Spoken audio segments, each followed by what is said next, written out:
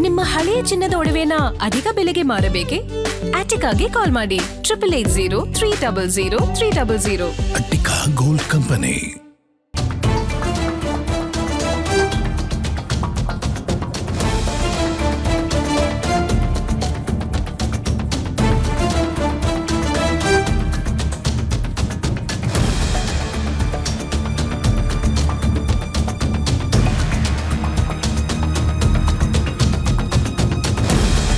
ರಾಜೀನಾಮೆ ವಾಪಸ್ ಪಡೆದ ಸಚಿವ ರಾಮಲಿಂಗಾರೆಡ್ಡಿ ರಣದೀಪ್ ಸುರ್ಜೇವಾಲಾ ಸಂತಾನದಿಂದ ರಾಜೀನಾಮೆಯನ್ನ ವಾಪಸ್ ಪಡೆದಿದ್ದಾರೆ.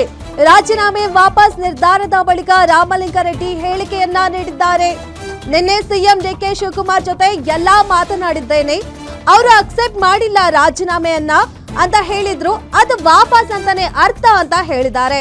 ಸದ್ಯಕ್ಕೆ ಯಾವ ಗೊಂದಲ ಕೂಡ ಇಲ್ಲ ಅಂತ ಹೇಳಿ ಸಚಿವ ರಾಮಲಿಂಗಾರೆಡ್ಡಿ ಹೇಳಿದ್ದಾರೆ.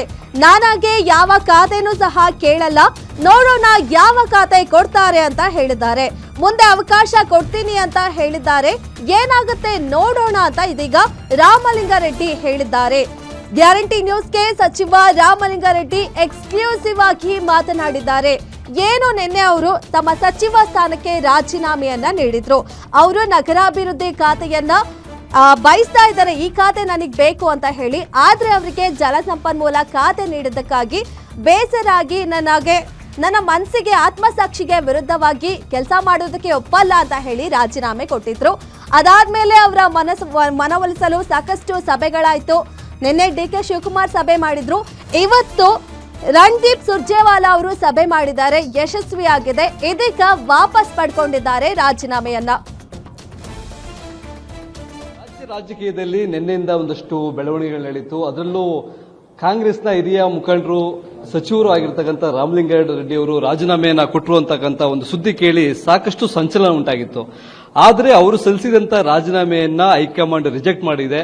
ಈಗ ನನ್ನ ಜೊತೆ ಮಾತನಾಡೋದಕ್ಕೆ ಸಚಿವರಾದಂಥ ರಾಮಲಿಂಗಾರೆಡ್ಡಿ ಅವರು ನನ್ನ ಜೊತೆಲಿದ್ದಾರೆ. ಅವರನ್ನೇ ಮಾತಾಡ್ತಾ ಹೋಗೋಣ. ಯಾಕಂದ್ರೆ ರಾಮಲಿಂಗಾರೆಡ್ಡಿ ಅವರು ಅಂತಂದ್ರೆ ಒಂದು ರೀತಿಯಾಗಿ ಸಾಧು, ಸೈಲೆಂಟು, ಆದ್ರೆ ನಿನ್ನೆ ಸ್ವಲ್ಪ ವೈಲೆಂಟ್ ಆಗಿದ್ರು.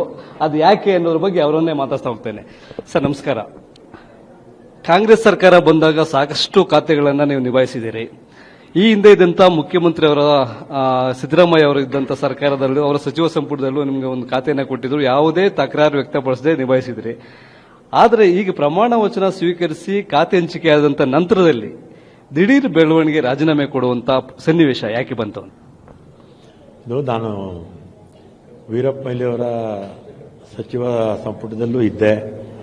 ಆಮೇಲೆ ಧರ್ಮಸಿಂಗ್ ಅವರ ಸರ್ಕಾರದಲ್ಲಿ, ಆಮೇಲೆ ಎಸ್.ಎಂ. ಕೃಷ್ಣ ಅವರ ಸರ್ಕಾರದಲ್ಲಿ, ಸಿದ್ದರಾಮಯ್ಯ ಅವರ 2 ಸರ್ಕಾರದಲ್ಲಿ ಇದೆ. 2ನೇ ಸರ್ಕಾರ ಬಂದಂಥ ಸಂದರ್ಭದಲ್ಲಿ ನಾನು ಖಾತೆ ಯಾವ್ದು ಬೇಕು ಅಂತ ಯಾರನ್ನೂ ಕೇಳಿರಲಿಲ್ಲ, ಸಿದ್ದರಾಮಯ್ಯ ಅವ್ರನ್ನೂ ಕೇಳಿರಲಿಲ್ಲ. ಅವರೇ ಕರೆದು ಬೆಂಗಳೂರು ಖಾತೆ ನಿರ್ವಹಿಸಬೇಕು ಅಂತ ಡೈರೆಕ್ಷನ್ಸ್ ಕೊಟ್ಟರು. 1-2 ದಿನಕ್ಕೆ ಅದು ಗೆಜೆಟ್ ಆಗೋಕ್ಕೆ ಮುಂಚೆ ಚೇಂಜ್ ಆಗೋಯಿತು. ಆಗ ನಾನು ಯಾಕೆ ಅಂತ ಕೇಳಿದಾಗ ಇನ್ನೊಂದು ರೀಸನ್ನು ಆಯ್ತದು. ಆಮೇಲೆ ಆ ಸಂದರ್ಭದಲ್ಲಿ ಶಿವಕುಮಾರ್ ಅವರು ನಮ್ಮ ಮನೆಗೆ ಬಂದಿದ್ದರು. 2.5 ವರ್ಷ ಆದಮೇಲೆ ನಾನು CM ಆಗ್ತೀನಿ. ಆವಾಗ ಇದೇ ಖಾತೆ ನಾನು ಕೇಳಿರಲಿಲ್ಲ, ನಾನು ಅವ್ರನ್ನ ಬೇಡಿಕೆನೇ ಇಟ್ಟಿರಲಿಲ್ಲ, ಯಾವ CMಗೂ ಬೇಡಿಕೆ ಇಟ್ಟಿರಲಿಲ್ಲ.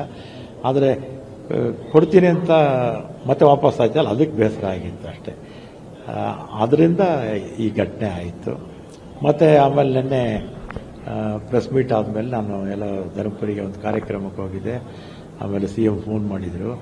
ನಿನ್ನೆ ಮೀಟ್ ಮಾಡಿದ್ವಿ.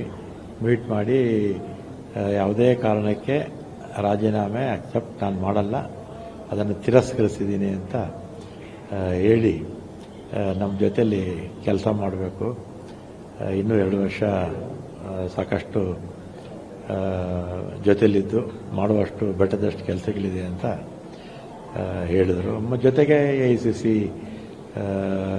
ಪ್ರಧಾನ ಕಾರ್ಯದರ್ಶಿಗಳು, ನಮ್ಮ PCC ಅಧ್ಯಕ್ಷರು, ಮಾಜಿ ಮುಖ್ಯಮಂತ್ರಿಗಳು, ವೀರಪ್ಪ ಮೊಯ್ಲಿ ಅವರು ಎಲ್ಲರೂ ಕೂಡ ಅಧ್ಯಕ್ಷರ ಹತ್ರ ಮಾತಾಡಿ ಅದನ್ನು ತಿರಸ್ಕಾರ ಮಾಡಿ ಅಂತ ಹೇಳಿದರು. ಅಷ್ಟೇ, ಇದಿಷ್ಟು. ಆಮೇಲೆ ನಿನ್ನೆ ರಾಜೀನಾಮೆ ಪತ್ರ ಸಲ್ಲಿಸೋ ಮುಂಚೆ ನೀವು CM ಅವ್ರ ಹತ್ರ ಮಾತಾಡಿದ್ರ? ಮಾತಾಡಿದ್ದೆ. ಏನ್ ಹೇಳೋದು ಸರ್? ಈಗ ಹೇಳಿದ್ದೊಂದು, ಕೊಟ್ಟಿರೋ ಖಾತೆ ಒಂದು, ರಿಸೈನ್ ಲೆಟರ್ ಕಳಿಸ್ತಾ ಇದ್ದೀನಿ ಅಂದಾಗ ಅವರ ರಿಯಾಕ್ಷನ್ ಹೇಗಿತ್ತು? ಕೆಲವು ವಿಚಾರಗಳು ಹೇಳೋಕ್ಕಾಗಲ್ಲ ಮಾಧ್ಯಮದ ಮುಂದೆ. ನಾನಂತೂ ಬೇಡಿಕೆ ಇಟ್ಟಿರಲಿಲ್ಲ. ನಾನು ಇವತ್ತೇ ಅಲ್ಲ, ಮೈಲಿಯವರ ಕಾಲದಲ್ಲೂ ಕೂಡ ಮಂತ್ರಿ ಸ್ಥಾನಕ್ಕೂ ಲಾಬಿ ಮಾಡ್ತಿರ್ಲಿಲ್ಲ. ಅದಾಗದೇ ನಾನು ಹುಡ್ಕೊಂಬರೋದು, ಖಾತೆಗೂ ನಾನು ಲಾಬಿ ಮಾಡ್ತಿರ್ಲಿಲ್ಲ. ಯಾವ್ದು ಕೊಟ್ಟರೆ ಅದರಲ್ಲೇ ಕೆಲಸ ಮಾಡ್ಕೊಳ್ತಿದ್ದೆ. ಅಂದರೆ ಪ್ರಪೋಸ್ ಮಾಡಿ ವಾಪಸ್ ಆಯ್ತಲ್ಲ, ಅದಕ್ಕೆ ಬೇಸರ. ಅವರೇ ಹೇಳಿ ಅವರೇ ಕೊಡದೇ ಇದ್ದಾಗ ಬೇಜಾರಾಯಿತು. ಅಲ್ಲ, ಅಷ್ಟಕ್ಕೆ ನೀವು ರಾಜೀನಾಮೆ ಪತ್ರವನ್ನ ಸಲ್ಲಿಸಿದ್ದು ನಿಮ್ಮ ರಾಜಕೀಯ ಜೀವನ ಹಿರಿತನಕ್ಕೆ ಸೂಕ್ತ ಅನಿಸ್ತಾ ಆ ಕ್ಷಣಕ್ಕೆ ಅಂತ? ಆ ಕ್ಷಣದಲ್ಲಿ ಹಂಗೆ ಅನ್ನಿಸ್ತು. ಸೂಕ್ತನೋ ಸೂಕ್ತ ಅಲ್ವಾ ನೀವು ತೀರ್ಮಾನ ಮಾಡ್ಕೊಳ್ಳಿ. ನಿನ್ನೆ ತುಂಬಾ ವೈಲೆಂಟ್ ಆಗಿದ್ದೀರಿ, ಇವತ್ತು ಕೂಲ್ ಆಗಿದ್ದೀರಿ. ಇದಕ್ಕೆ ಪ್ರೆಸ್ ಮೀಟಲ್ಲಿ ಮಾತಾಡುವಾಗ ನಿಮ್ಮ ಹತ್ರ ಇದೇ ಥರನೇ ಮಾತಾಡ್ತಾ ಇದ್ದೆ. ನೆನ್ನೆ ಕೋಪ ಮಾಡ್ಕೊಂಡ ಏನೂ ಇಲ್ಲ. ಅಲ್ಲ, ರಾಜೀನಾಮೆ ಪತ್ರವನ್ನ ವಾಪಸ್ ತೆಗೆದುಕೊಳ್ಳಿ ಅಂತ ಏನಾದ್ರು ಹೈಕಮಾಂಡ್ ಇಂದ ಅಥವಾ ರಾಜಕೀಯ ನಾಯಕರು ಏನಿದ್ದಾರೆ, ಹಿರಿಯ ನಾಯಕರು, ಅವರಿಂದ ಏನಾದ್ರು ಬಂತ? ನಮ್ಮ ಸಂಪುಟದಲ್ಲಿರ್ತಕ್ಕಂಥ ಎಲ್ಲರೂ ಬಹುತೇಕರು ಮಾಜಿ ಮಂತ್ರಿಗಳು, ಆಮೇಲೆ ನಮ್ಮ ಲೀಡರ್ಸ್ ಎಲ್ಲ ಇದಾರಲ್ಲ, AICC ರಾಜ್ಯದಲ್ಲಿರ್ತಕ್ಕಂಥವರು ಎಲ್ಲರೂ ಕೂಡ ಹೇಳಿದರು. ನಮ್ಮ CM ಅಂತೂ ಅದನ್ನ ತಿರಸ್ಕಾರನೇ ಮಾಡಿಬಿಟ್ರು ರಾಜೀನಾಮೆ ಪತ್ರನ. ನೀವಾಗ ನೀವು ವಾಪಸ್ ತೆಗೆದುಕೊಳ್ಳಕ್ಕೆ ಅವಕಾಶ ಕೊಟ್ಟಿಲ್ಲ, ಅವರೇ ರಿಜೆಕ್ಟ್ ಮಾಡಿಬಿಟ್ಟಿದ್ದಾರೆ. ವಾಪಸ್ ತಗೊಳಕ್ಕೆ ಅವಕಾಶನೇ ಕೊಡಲಿಲ್ಲ, ಅವರೇ ರಿಜೆಕ್ಟ್ ಮಾಡಿಬಿಟ್ರು. ಆಮೇಲೆ ನನ್ನ ಏನು ಮನಸ್ಸಲ್ಲಿದೆ ಅದನ್ನ ಸೂಕ್ತ ಸಂದರ್ಭದಲ್ಲಿ ನೀವೇ ತೀರ್ಮಾನ ತಗೊಳ್ಳಿ ಅಂತ ಅವ್ರು ಬಿಟ್ಟಿದ್ದೀನಿ. ಅಂದ್ರೆ ಮುಂದೆ ಏನು ಇನ್ನೂ 20 ಜನ ಖಾತೆ ಅವರು ಪ್ರಮಾಣ ವಚನ ಸ್ವೀಕರಿಸಬೇಕು, ಆ ಸಂದರ್ಭದಲ್ಲಿ ಹಂಚಿಕೆ ಮಾಡತಕ್ಕಂತ ಸಂದರ್ಭದಲ್ಲಿ ನಿಮ್ಮ ಬೇಡಿಕೆ ಈಡೇರಿಸ್ತೀವಿ ಅಂತ. ಆ ಸಂದರ್ಭದಲ್ಲಿ ಅವರೇ ತೀರ್ಮಾನ ತಗೊಳ್ಳಿ. ನೀವು ರಾಜೀನಾಮೆ ಕೊಟ್ಟ ಕ್ಷಣ ಬಿಜೆಪಿಯವರು ಈಗಿನ DK ಶಿವಕುಮಾರ್ ಅವರ ನೇತೃತ್ವ ಸರ್ಕಾರದಲ್ಲಿ ಒಂದು ವಿಕೆಟ್ ಪತನ ಆಯಿತು ಅಂತ ಒಂದು ರಿಯಾಕ್ಷನ್ ಕೊಟ್ಟರು ಸರ್, ಅದ್ರ ಬಗ್ಗೆ ಹೇಳೋದಾದ್ರೆ? ಇದು ರಾಜಕೀಯ ಪಕ್ಷಗಳಲ್ವಾ, ವಿಪಕ್ಷಗಳು ಸಹಜವಾಗಿ ಹೇಳ್ತಾರೆ. ನಾವು ಅಷ್ಟೇ, ಅವ್ರ ಪಕ್ಷದಲ್ಲಿ ಏನೋ ಆದರ ಅಂತ ಸಂದರ್ಭದಲ್ಲಿ ನಾವು ವಿಪಕ್ಷದಲ್ಲಿದ್ದಾಗ ನಾವು ಅದೇ ರೀತಿ ಹೇಳಿರ್ತಿದ್ವಿ. ಅದನ್ನು ಏನು ಮಾಡಕ್ಕೆ. ನೀವು ರಾಜೀನಾಮೆ ಪತ್ರ ಸಲ್ಲಿಸಿದ ಬೆನ್ನಲ್ಲೇ KH ಮುನಿಯಪ್ಪ ಅವರು ರಾಜೀನಾಮೆಗೆ ಮುಂದಾಗಿದ್ದರು. ನನ್ನ ಮಾಹಿತಿ ಇಲ್ಲ. ನಾನು ಪ್ರೆಸ್ ಮೀಟ್ ಮುಗಿಸ್ಕೊಂಡು ಸೀದಾ ಧರ್ಮಪುರಿಗೆ ಹೋಗಿದ್ದೆ, ಮಾಹಿತಿ ಇಲ್ಲ. ಸಿದ್ದರಾಮಯ್ಯ ಅವರ ಗವರ್ಮೆಂಟ್ ಅಲ್ಲಿ ಜಾಸ್ತಿ ಒತ್ತಡವನ್ನು ಹೇಳಲಿಲ್ಲ, ಹೈಕಮಾಂಡ್ ಮಾತಿಗೆ ರಾಮಲಿಂಗಾರೆಡ್ಡಿ ಅವರು ಬದ್ಧರಾಗಿದ್ದರು.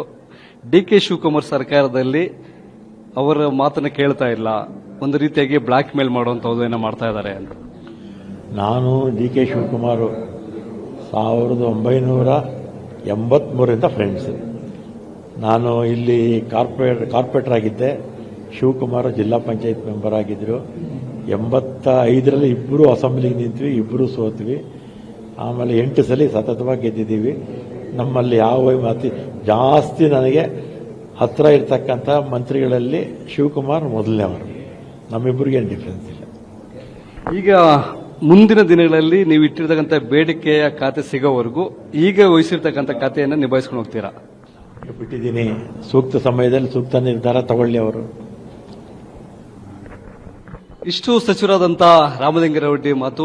ನನ್ನ ಡಿಮ್ಯಾಂಡು, ಬೇಡಿಕೆ ಏನಿದೆ, ಅಹವಾಲು ಏನಿದೆ, ಅದನ್ನ ಅವರ ಮುಂದೆ ಇಟ್ಟಿದ್ದೇನೆ. ಈಗ ಸದ್ಯಕ್ಕೆ ಕೊಟ್ಟಿರ್ತಕ್ಕಂಥ ಖಾತೆಯನ್ನ ಯಾವುದೇ ಸಮಸ್ಯೆ ಬರದಾಗೆ ನಿಭಾಯಿಸ್ಕೊಂಡು ಹೋಗ್ತೀನಿ. ಮುಂದಿನ ದಿನಗಳಲ್ಲಿ ಏನು ಜವಾಬ್ದಾರಿಯನ್ನ ಕೊಡ್ತೀವಿ ಅನ್ನೋದು ಅವರಿಗೆ ಬಿಟ್ಟಿರ್ತಕ್ಕಂಥದ್ದು ಅಂತಕ್ಕಂಥ ಹೇಳಿಕೆ. ಕ್ಯಾಮರಾ ಪರ್ಸನ್ ಪೃಥ್ವಿ ಜೊತೆ SK Manjunath, guarantee news, Bengaluru.